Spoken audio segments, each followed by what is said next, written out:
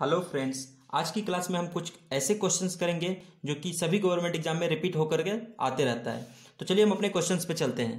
पहला क्वेश्चन क्या है हमारा, पूर्वांचल की पहाड़ियां भारत देश को किस देश से अलग करती है? म्यांमार।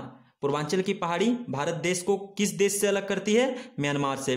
भारत के बीच से होकर गुजरने वाली रेखा, भारत के बीच से होकर गुजरने वाली रेखा कौन है? कर्क रेखा है। कन्याकुमारी से मंगलोर तक के तटीय क्षेत्र को क्या कहते हैं? मलाबार तट कहते हैं। मलाबार तट किसको कहते हैं? कन्याकुमारी से मंगलोर तक के तटीय क्षेत्र को मलाबार तट कहते हैं। भारत देश की उत्तर से दक्षिण तक लंबाई कितने किलोमीटर है? भारत देश की उत्तर से दक्षिण तक लंबाई 3214 किलोमीटर है। पाक जल डमरू मध्य और मन्नार की खाड़ी भारत को किस देश से अलग करती है? श्रीलंका। श्रीलंका और भारत को कौन अलग करता है? पाक जल डमरू मध्य और मन्नार की खाड़ी। आंध्र प्रदेश की पुरानी राजधानी कौन है? कर्नल। लिखा हुआ है कुर्नूल, कर्नल बोल सकते हैं इसको। भारत में जनसंख्या विश्व की जनसंख्या के कितने प्रतिशत है? कह रहा है कि विश्व में जो जनसंख्या है 100%, उसमें से भारत का जनसंख्या कितना है? तो 17% है। भारत की जनसंख्या कितना है? 17% है। कौन सा पठार भारत का सबसे प्राचीन भू आकृतिक भाग है? कौन सा पठार भारत का सबसे प्राचीन भू आकृतिक भाग है? प्रायद्वीपीय पठार।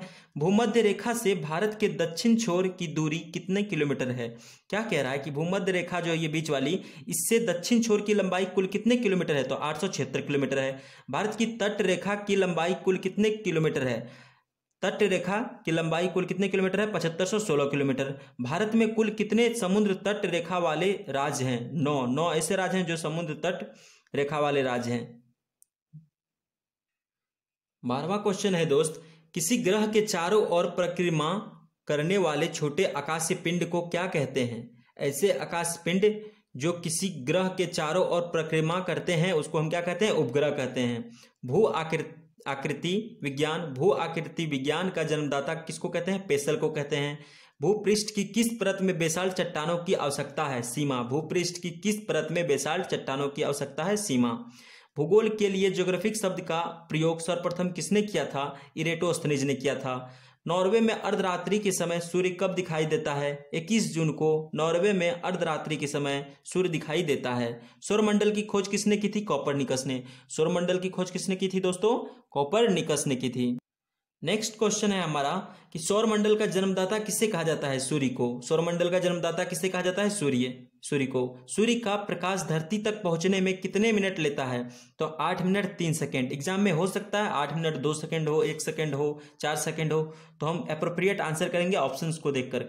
सूर्य के सबसे दूर कौन सा ग्रह है? सबसे दूर का ग्रह कौन है? वरुण। सूर्य के सबसे दूर कौन सा ग्रह पूछे तो क्या बोलेंगे हम? वरुण। और सूर्य के सबसे निकट का ग्रह पूछे तो क्या बोलेंगे? बुध।